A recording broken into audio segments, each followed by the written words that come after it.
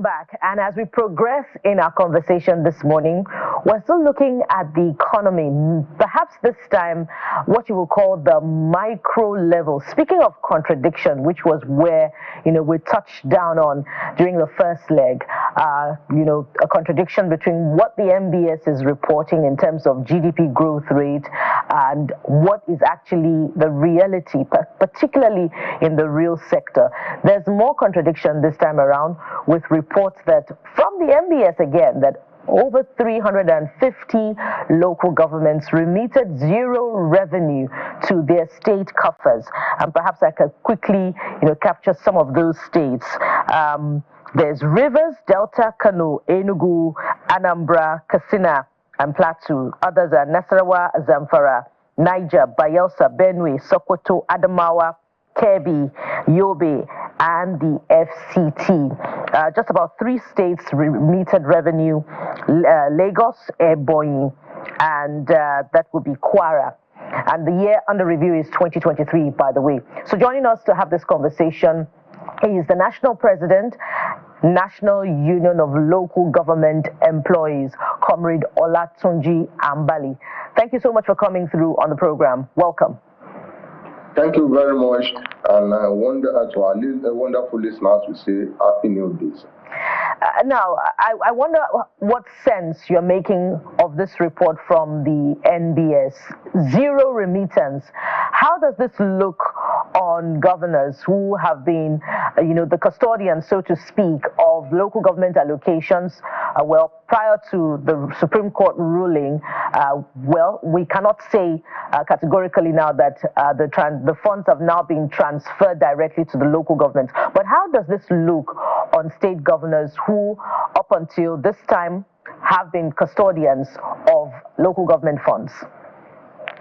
Well, it's a clear misrepresentation of fact, because the report is not in line with even the 1999 Constitution. The law does not say local government should generate revenue to the cover of the state.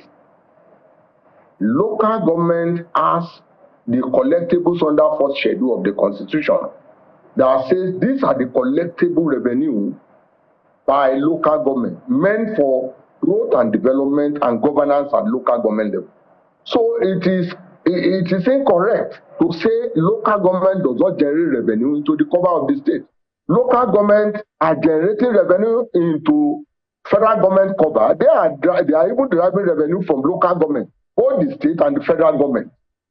Let me go further to say that state has no land. Revenue generated in terms of agriculture, in terms of VAT, in terms of regulated premises, and all other items of revenue, and even oil sector, are generated from local government. So we don't understand why a government agency will now say local government is not generating revenue. The revenue that is generated from oil sector are derived from local government, from a village, from a town, from a community in the local government level. That is number one. Number two, the concern look at it and says that 10% of revenue, an amount that will be agreed by the State House of Assembly of revenue generated at state level should be paid back to the cover of local government. Not that local government will generate it. The only area of collaboration is the issue of the issue of state economic planning that involve local and state government. And why are we having this misrepresentation of fact?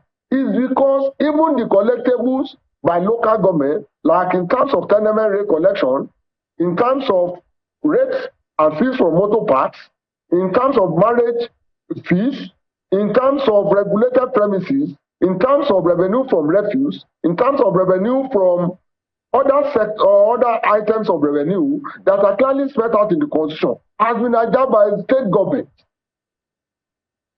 They have used state subsidiary laws to outwit the Constitution of Nigeria. For example, what is known to the principal law, which is the Constitution, under collectible, is tenement rate fee. The state government across the country have legislated using the instrumentality of the State Assembly to bring out another law that says land use charges, which is illegal. These revenues belong to local government. State government has no business in generating revenue from motor parks and garages. What do we have in Nigeria? Collectibles from motor parks and garages have now been adjusted by state government. They are even institutionalizing bodies like state and park garages and what have you for political reasons and economic reasons. Number 3, the collectibles from advertisement rate in terms of signposts and what have you belong to local government. The state government has hijacked it. So, in fact, when you look at the revenue being generated by the state government using instrumentality of state laws, they are revenue generally meant for local government. So, it is incorrect. It is confusing for National Board of Statistics to come out with a misrepresentation of fact that says local government are not generating revenue. All revenue generated across the country are derived from local government. Simpliciter. That's an interesting perspective, and I imagine that Kayode has a follow-up for you on this. Kayode, over to you.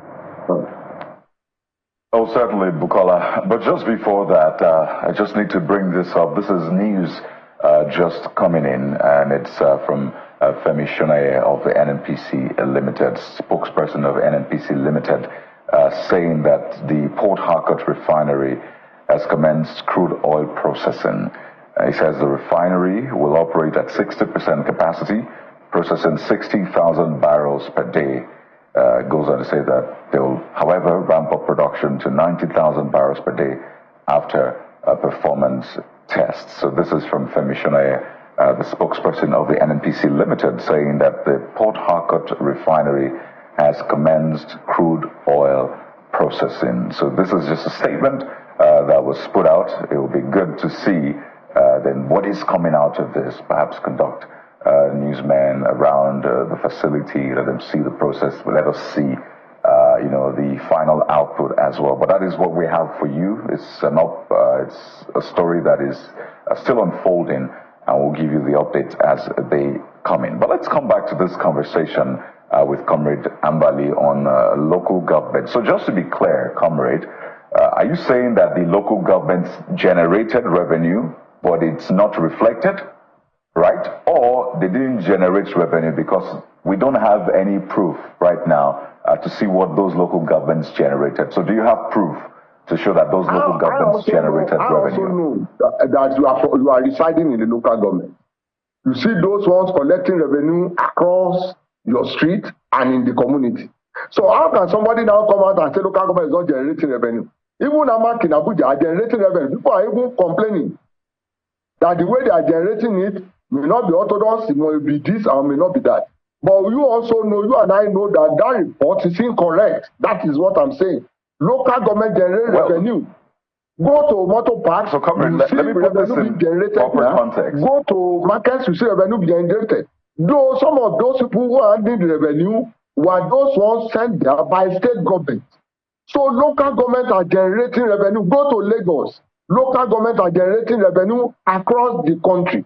So that report is incorrect. That is what I've said.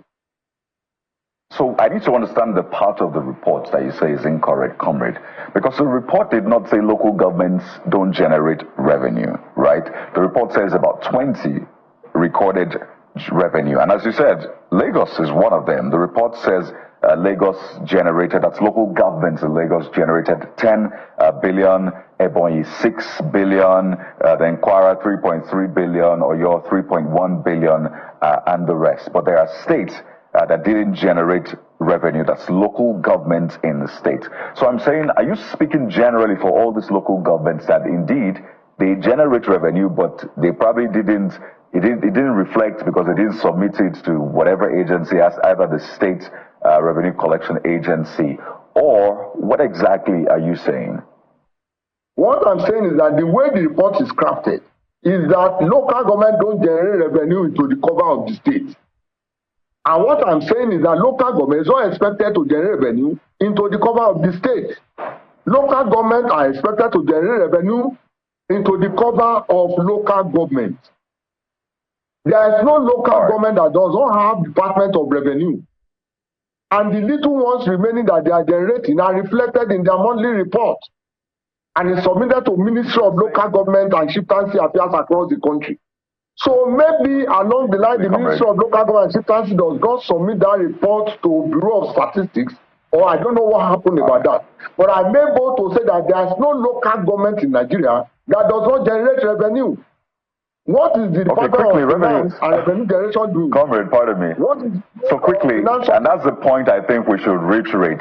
There needs to be transparency and accountability. If these local governments are generating revenue, as they say, let us see it. But I just quickly want to ask you, have we begun to see direct payment of statutory allocations to local government areas as that judgment by the Supreme Court ruled? Have we begun to see it? We are yet to see it. But I said this severally, that there was a committee set up by federal government when in October, we were summoned to bring up our report, and we submitted our technical report, the in-house union, NUT, NULGE, Medical Workers Union of Pensioners. And they said the report is now before the presidency. That is the news we had last. We are hopeful that it will come into operation immediately.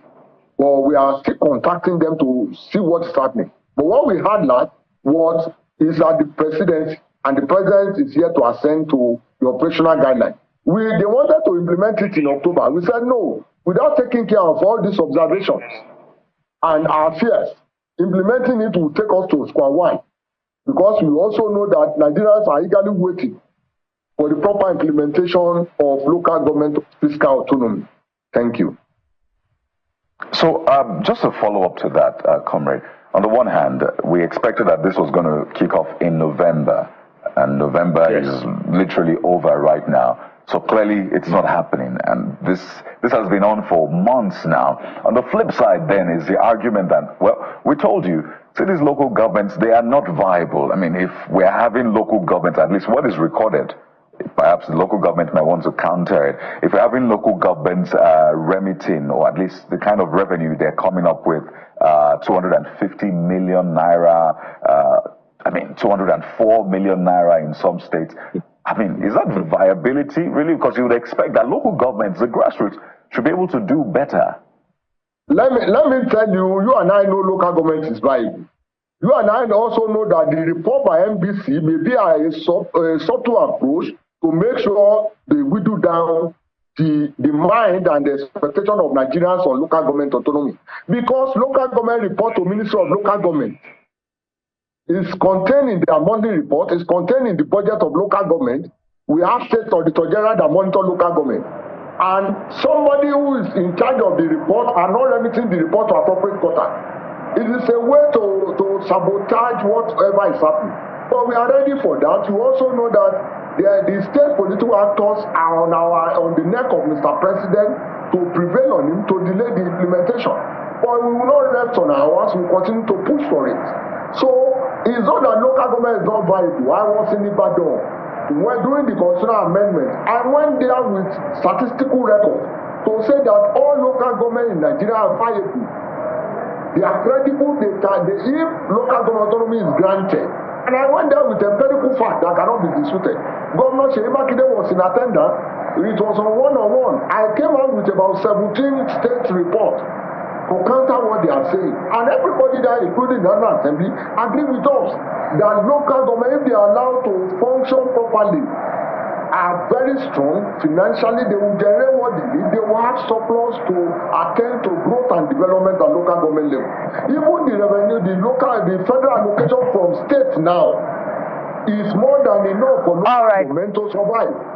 All right. So what we are saying is that local government can still do better.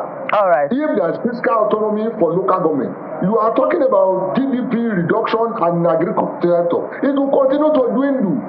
Yeah. Because local government is where you can develop agriculture. Comrade, your position about the viability of local governments is not in doubt, particularly the financial viability. But as we prepare for the implementation of this financial autonomy for local governments, I wonder if NULGE and other local government associations are studying the body language of state governors. For instance, in Anambra, Governor Soludo has signed into law the local government administration law. He says absolute financial autonomy for local governments would be chaotic, and that thankfully the Supreme Court did not nullify Section 7 of the Constitution, which grants state assemblies the powers to regulate the activities of local governments. What are your thoughts on this, and what does this mean for financial autonomy implementation following the Supreme Court ruling? Let me tell you, this is executive recklessness, and it's abuse on judiciary of Nigeria. It shows that those governors who are claiming they are not tampering local government funds are now coming out openly now to attest to it that they are fighting, they are misappropriating and misapplying local government funds. The Supreme Court judgment has technically nullified what Governor Soludo is saying. The Supreme Court said funds meant for local government should be paid to local government account directly. It does not say that states should go and legislate over that fund again. What Governor Soludo is trying to do is criminal. He will be held accountable for it. And let me also say that we are not going to allow that. That is why the operation guideline is brought together to make sure that excesses of some of these governors are regulated. These are the people who doesn't want legislative autonomy. These are the people who doesn't want freedom of information bill to work. They don't want local government autonomy to work. They want to be emperors everywhere. And you can see what is happening. There's chaotic situation in Nigeria. There's insecurity, there's joblessness, there's poverty in the land, and these people are going comfortably as if nothing is wrong in Nigeria. So Nigeria. All right. If we're unable to get through very quickly to Comrade Ambali to land on his thoughts, we'll have to wrap up this segment now. Right to have a local that can attend to the needs at the subnational level. All right, Comrade Ambali, we must thank you very much. We're totally out of time. Thank you so much for coming through on the program. We've been speaking with Comrade Olatunji Ambali, National President, Nigeria Union of Local Government Employee. We'll watch the space and see how this pans out, particularly for financial implementation of autonomy for local governments and indeed the viability for local governments. We'll take a break now. When we return, we'll still be looking relatively at the economy, but with specific focus on a particular sector that should also contribute. Stay with us, we'll be right back.